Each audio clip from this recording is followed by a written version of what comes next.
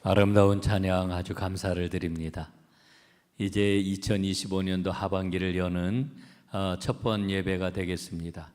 이 맥주감사주일날 성가대의 찬양이 우리의 마음을 또 하나님의 아름다움을 얼마나 힘차게 드러냈는지 모릅니다. 다시 한번 박수 한번 해주시기 바랍니다. 고맙습니다. 오늘은 맥주감사주일이면서 7월 첫째 주일 성찬 예배로 드립니다. 여러분, 한국교회에 복음이 전파된 지 140년이 되었습니다. 그런데 안타까운 일이 하나 있습니다. 그게 뭐냐면은 선교사님들이 한국에 들어올 때에 가지고 들어왔던 예배가 이를테면은 우리 기독교 전통에 입각한 그러니까 이게 표현은 어떻게 해야 될까요?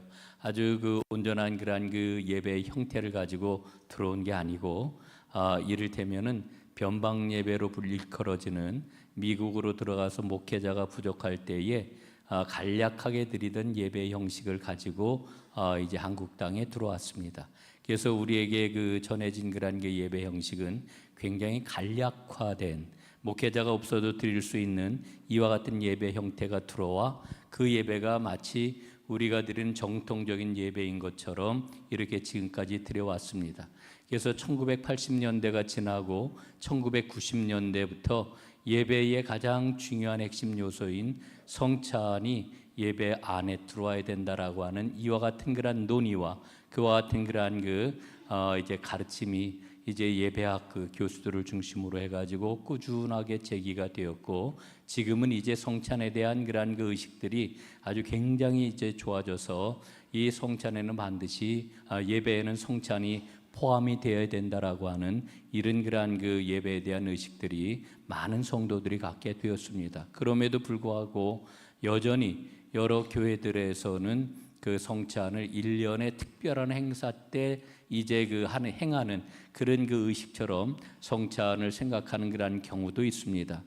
성찬은 예배에 반드시 필요한 그러한 의식이라고 하는 것을 꼭 기억하고, 사실은 예배의 그러한 그 의식들, 이를테면은 기도하고 찬송하고 교독을 하고 그 다음에 설교하고 이런 여러 가지 예배 형식에 대한 그러한 내용이 신약 성경 어디에도 나와 있질 않습니다. 그러나 예수님께서는 반드시 주의 백성들이 모이는 곳에 주를 기념하라고 하는 이 성찬에 대한 명령을 남겨주셨던 것을 우리는 잊지 말아야 됩니다. 그런 의미에서 우리 교회가 한 달에 한 번 매월 첫째 주에는 성찬 예배를 드리는 것은 그나마 하나님 앞에 우리의 예배가 온전해지기 위한 그런 하나의 시도다, 이렇게 여러분 생각을 하시고 이 성찬 예배를 우리가 더욱더 소중하게 또 기쁨으로 여기면서 이 성찬에 참여할 수 있으면 참 좋겠다 하는 그런 생각을 갖습니다.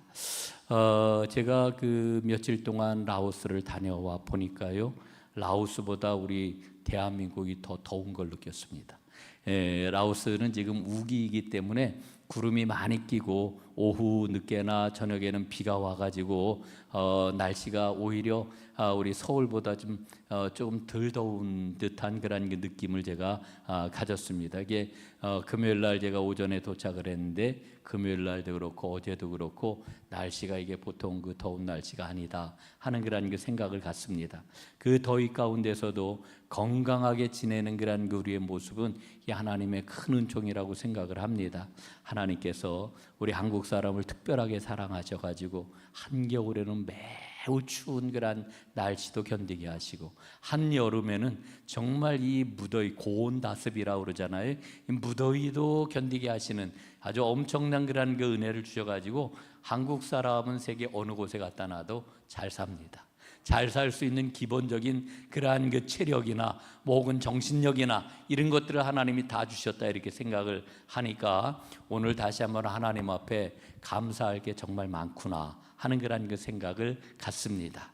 자, 오늘 여러분들과 함께 이제 감사에 관한 그런 말씀을 나누려고 하는데, 오늘 이야기는 이런 이야기부터 시작을 해보려고 합니다. 여러분 스스로 악하다라고 하는 생각을 가져보셨는지요?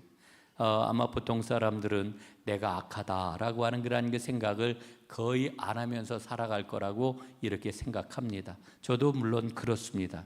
그런데 제가 최근에 이 악한 그러한 그 사람의 특징이라고 하는 그러한 그 글을 읽으면서 정말 이 악함이 우리 안에는 있구나라고 하는 생각을 갖게 되었습니다. 여러분, 제가 말씀드리는 거 한번 잘 들어보시고 나에게 어느 정도 해당이 되는 이야기인가 한번 판단을 해보시면 좋겠습니다. 세상에서 흔히 말하는 악한 사람의 특징 3가지가 있습니다. 그 특징이 뭐냐? 첫 번째로는 악한 사람은 타인을 이용하려고 하는 경향이 있다라고 합니다. 여러분, 다른 사람을 만날 때 인격적으로 사람을 만나는 게 아니고 도구나 수단으로 사람을 만나는 거지요. 그게 사람과 관계를 맺는 가장 큰 이유가 어디에 있느냐? 이 악한 사람에게는 상대방을 이용할 수 있느냐 없느냐, 이게 사람을 만나는 기준이 된다라고 하는 겁니다. 그래서 이런 사람은 거짓말하는 것도 서슴지 않고요, 그 다음에 조작하는 일도 주저하지 않는다, 이렇게 이야기를 합니다. 이게 필요하면은 칭찬과 비난을 교묘하게 섞어가지고 사람을 헷갈리게도 만들 수 있다고 이야기합니다. 두 번째로, 악한 사람은 양심이 없다 그래요. 혹은 양심에 매우 둔감한 거지요. 이게 무슨 이야기겠습니까? 잘못을 저질러도 죄책감이 없어요. 후회를 거의 느끼지를 않아요. 또 책임을 얼마나 전가를 하는지 모릅니다. 또 자기 변명을 하거나 자기 합리화에도 능숙한데, 이렇게 자기 변명과 합리화를 할 때 무척 진지하다고 이렇게 이야기를 합니다. 저는 이 말이 굉장히 역설적이다 이런 생각이 드는데, 진지하게 자기 변명을 하고 자기 합리화를 한다는 겁니다. 그러면서 이런 이야기를 해요. 모든 사람이 다 그런 거 아니에요? 또 혹은 무슨 소리입니까? 오히려 내가 피해자인데, 이렇게도 막 이야기를 한다는 겁니다. 그런데 더욱더 중요한 게 있어요. 그게 뭐냐 하면은, 도덕 기준을 이야기를 하고 윤리를 이야기하면은 그 사람을 향해 마음속으로 어떻게 규정하느냐? 저거 약한 사람이로구만, 아주 우습게 상대방을 여긴다는 겁니다. 이게 악한 사람의 특징이라는 거예요. 그 다음에 세 번째로, 이 악한 사람은 다른 사람의 고통에 대해서 공감하지를 못합니다. 공감 능력이 현저하게 부족한 그런 그 경우를 우리는 보지 않습니까? 그래서 다른 사람이 아픔을 겪거나 손해를 보거나 불행한 일을 만나게 되는 것에 대해서 아주 무감각해요. 저게 나하고 무슨 상관이야. 그뿐만 아니라 더 나아가서 오히려 다른 사람의 고통을 보면서 즐거움을 느끼기까지 한다는 겁니다. 괴롭히고 비방하고 폭언을 하면서도 거기에 대한 미안함이 전혀 없다는 거지요. 여러분, 이게 바로 악한 사람에게서 지속적으로 나타나는 삶의 특징이라고 이렇게 이야기를 하는데, 여러분이 이 악한 사람의 특징을 보면서 저는 그 예레미야서 말씀이 떠올랐습니다. 예레미야서 17장 9절에 보면은 이런 말씀이 기록이 되어 있죠. 만물보다 거짓되고 심히 부패한 것은 마음이라, 이렇게 말씀을 합니다.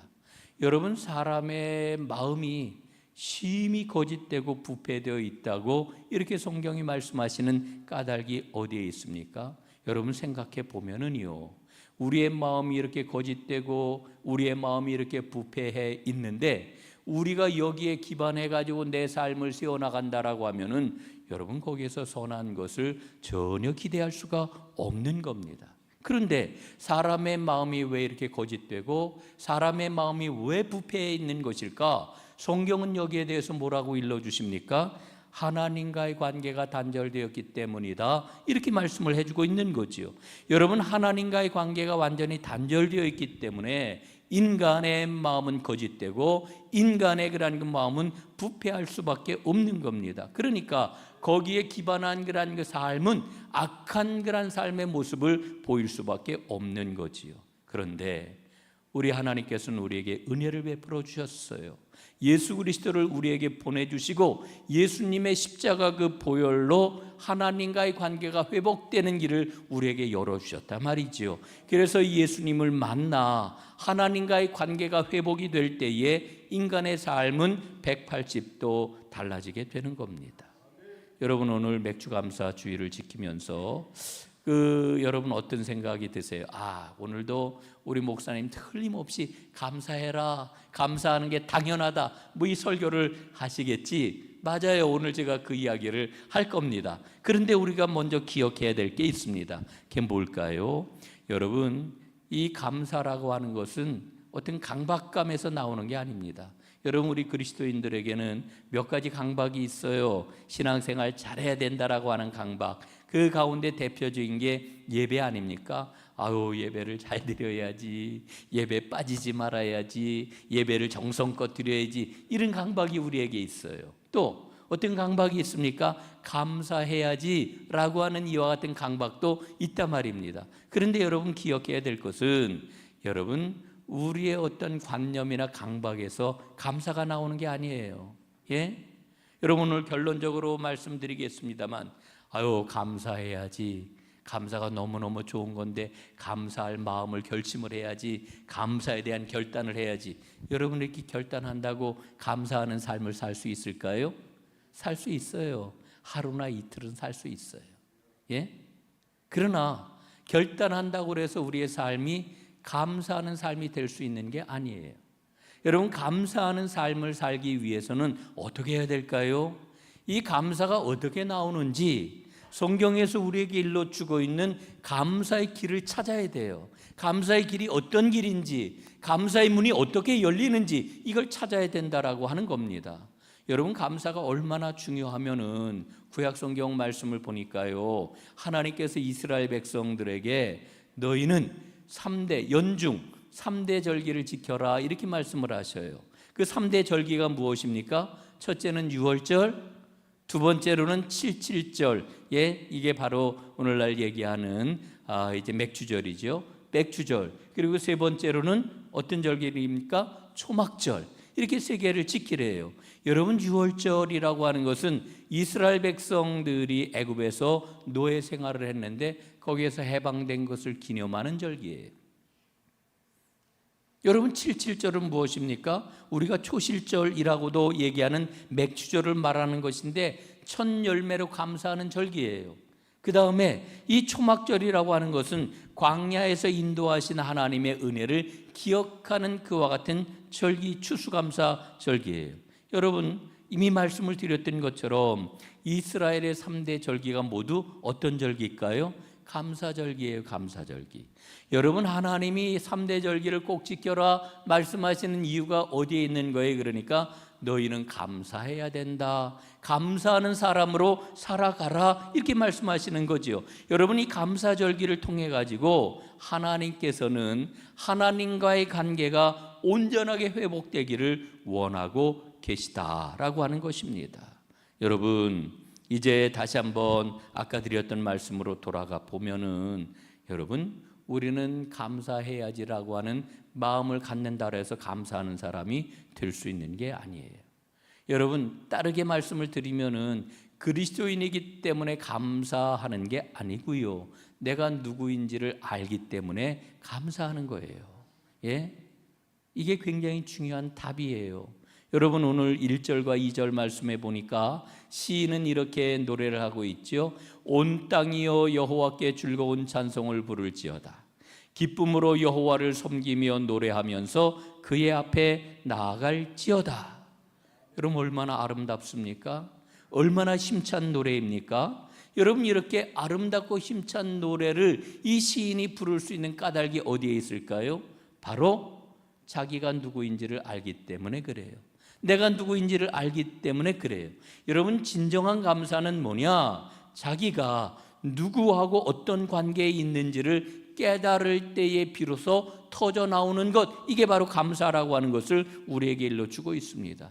그래서 시편 100편 말씀을 읽고 또 읽으면서 우리는 깨달아요. 인생에 가장 중요한 관계가 있는데 그건 바로 하나님과의 관계로구나. 그렇습니다.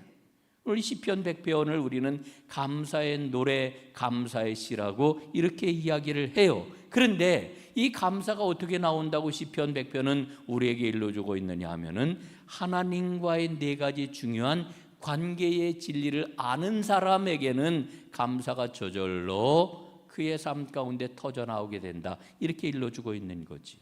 여러분, 이 네 가지 관계의 진리가 뭘까요? 첫 번째, 하나님은 창조주이시다라고 하는 겁니다. 3절 말씀에 보니까요, 그는 우리를 지으시니요, 이렇게 노래를 하고 있습니다. 여러분, 이 땅에 어떻게 존재하게 되었습니까? 이 땅에 어떻게 오셨습니까? 예? 그냥 우연히 저절로 자연스럽게 뭐 이렇게 대답을 할 수 있겠지요. 그러나 여러분, 성경은 우리에게 분명히 말씀을 합니다. 우리는 우연히 존재하게 된 게 아니라 하나님이 만드셨다. 하나님이 어떻게 만드셨어요? 하나님이 뜻을 가지고, 하나님이 계획을 가지고, 하나님이 사랑으로 우리를 만드셨다, 이렇게 일러주고 있습니다. 여러분, 그러니까 하나님이 나를 만드셨다라고 하는 이와 같은 믿음, 이와 같은 관계의 진리를 깨닫게 되면은요, 그냥 내가 이렇게 있는 것 자체가 감사의 이유가 되는 거예요. 여러분, 생각해 보십시오. 종종 우리 삶에 불안이 찾아와요. 두려움이 우리를 엄습해요. 어떤 때 그런 두려움이 우리를 찾아옵니까? 건강하게 잘 지냈는데 어느 날 덜컥 병이 찾아왔어요. 얼마나 두렵고 떨려요. 지금까지 잘 관계를 맺어왔는데 그 관계가 깨어져 버리고 하루하루가 그냥 지옥처럼 돼버렸어요. 얼마나 괴롭고 힘이 듭니까? 여러분, 행하는 일마다 잘 풀려가지고 열매도 맺고 풍성하게 되고 이러면 얼마나 좋겠어요? 그런데 일이 안 되는 거예요. 예? 얼마나 두렵고 불안하겠습니까? 그런데 사실 이 불안과 두려움이 어디에서 오는 걸까 한번 생각해 보세요. 우리는 늘 어떻게 생각해요? 우리의 외적인 여러 상황들 때문에, 환경 때문에, 혹은 관계 때문에 이런 불안과 두려움이 온다고 우리는 생각을 하잖아요. 그러나 사실은 그걸 가만히 깊이 생각해 보면은 내가 나를 주관한다고 생각하기 때문에 불안한 거예요. 예? 여러분, 오늘 성경을 보세요. 그는 우리를 지으시니요 우리는 그의 것이라, 이렇게 말씀을 하고 있잖아요. 이 말씀을 히브리어 본문에서 보니까 본문의 의미는 아주 명확해요. 우리를 만드신 분은 하나님이시지 우리 자신이 아니다. 이게 말씀의 본래 의미예요. 예? 우리를 만드신 분은 내가 아니라 하나님이시라는 거예요. 하나님. 여러분, 왜 불안하고 두려워하느냐 하면은요, 여전히 내 힘과 내 능력을 가장 중심에 놓고 우리가 우리 인생을 바라보기 때문에 이런 어려움이 찾아왔네, 이런 병고가 나를 지금 덮고 있네, 이러면서 우리는 불안하고 두려운 것입니다. 여러분, 내 능력이 아니에요. 내 힘이 아니에요. 예? 여러분, 내가 왜 존귀합니까? 우리는 인생을 고귀하다 그래요. 이게 진짜인지 아닌지 모르겠어요. 인생이 고귀합니까? 존귀해요? 여러분, 왜 존귀해요? 여러분, 내가 나를 만들었다고 하면은, 혹은 내가 저절로 존재하게 되었다라고 하면 뭐 존귀할 게 뭐 있어요? 고귀할 게 뭐가 있어요? 하나님이 우리를 만드셨기 때문에 우리는 고귀한 존재이고 존귀한 존재라고 하는 것이지요. 사랑하는 여러분, 하나님은 창조주이시라고 하는 이 믿음을 깨닫고 이 믿음을 붙잡게 될 때에 우리는 하나님이 나를 향해 갖고 계신 그 뜻을 확신하고 하나님을 의지할 수 있기 때문에 우리는 감사하며 존귀한 삶을 살 수가 있는 거지. 하나님은 나를 만드셨습니다. 두 번째로, 하나님은 주인이시다라고 하는 거죠. 우리는 그의 것이니 3절에서 말씀해요. 여러분, 앞에서도 말씀을 드렸지만 우리는 우리 인생의 주인이 아니에요. 오늘 성경 말씀 보세요. 우리는 그의 것이다. 하나님이 우리를 소유하셨다는 거예요. 여러분, 하나님이 나를 소유하셨다라고 하는 말의 의미가 뭘까요? 하나님이 우리를 보호하신다는 거예요. 하나님이 나를 소유하셨다라고 하는 말의 의미가 뭐예요? 하나님이 나를 책임지신다는 거예요. 예? 여러분, 제일 소중한 게 뭡니까? 사람이 아니라 그냥 소중한 어떤 그런 보물과 같은 것을 한번 얘기를 한번 해보지요. 제일 소중한 거, 귀한 것, 여러분 어떻게 해요?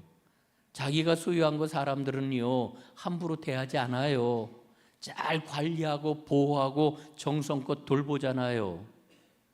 여러분, 우리 가족에 대해서 여러분 이렇게 이야기할 수 있겠죠. 가족은 서로가 서로에게 속한 존재예요. 서로가 서로에게 소유가 된 존재예요. 여러분, 가족 얼마나 소중합니까? 예? 그래서 우리가 온 마음과 삶을 다하여서 가족을 돌보는 거 아니에요. 보호하는 거 아니에요.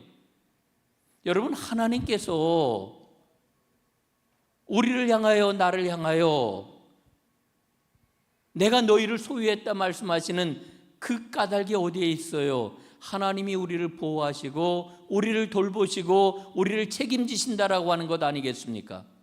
여러분, 하나님의 이와 같은 은혜를 우리가 분명하게 믿고 확신한다라고 하면은 여러분, 감사가 저절로 나올 수 있는 거지요. 우리의 주인은 하나님이십니다. 세상은 우리에게 뭐라고 얘기를 해요?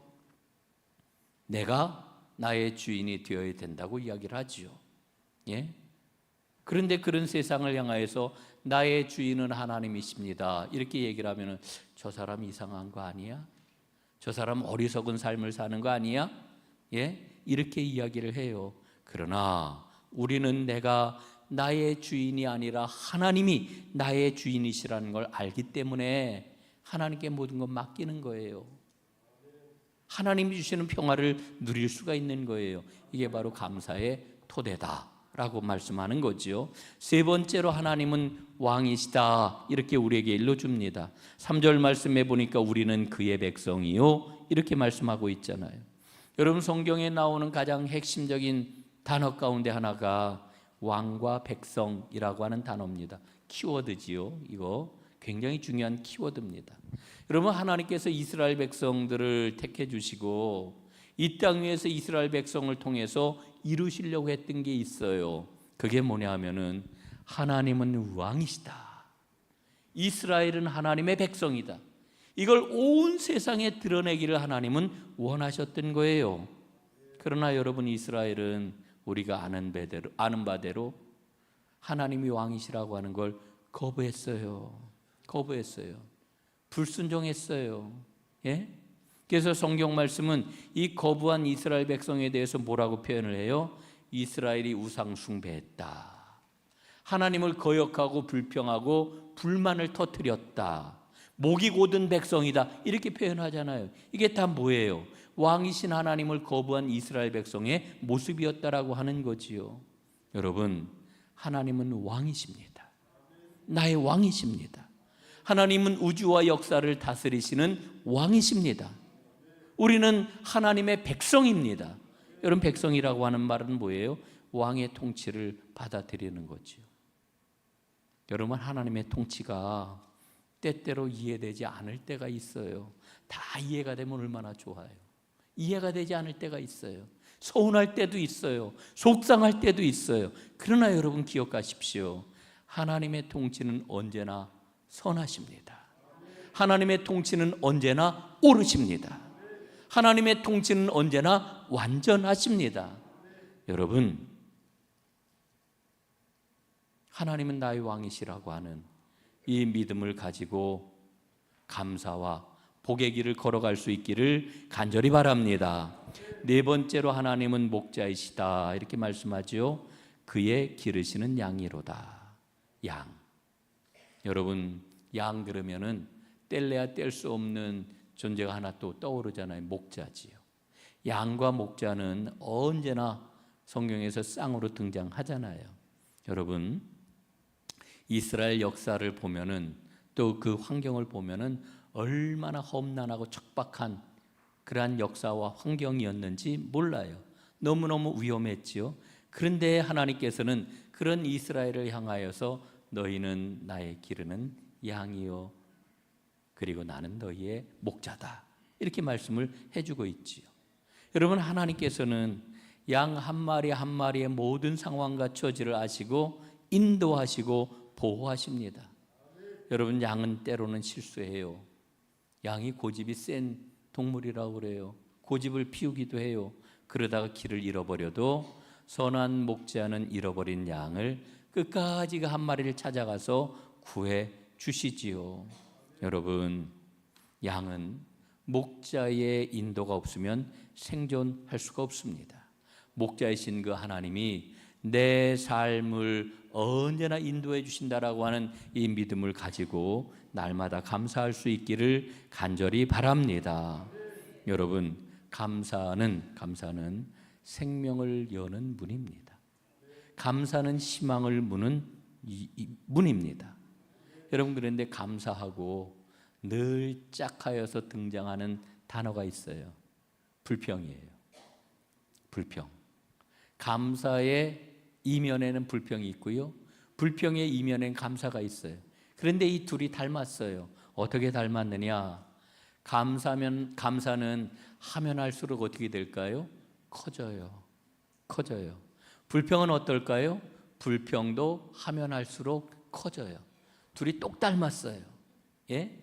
감사도 하면 할수록 커지고 불평도 하면 할수록 커져요. 예? 여러분, 우리는 언제나 갈림길에 서 있어요. 감사의 길을 갈 건지 불평의 길을 갈 건지. 예? 선택을 하면은요, 우리가 감사를 선택하고 주의 성령의 도우심을 구하게 되면은 감사는 날마다 커질 것입니다. 그러나 불평을 선택하게 되면은 그 불평은 날마다 더 커지게 될 것입니다. 여러분, 제가 오늘 성경에 나와 있는 4가지 관계의 진리를 말씀을 드렸어요. 왜 진리를 말씀을 드렸습니까?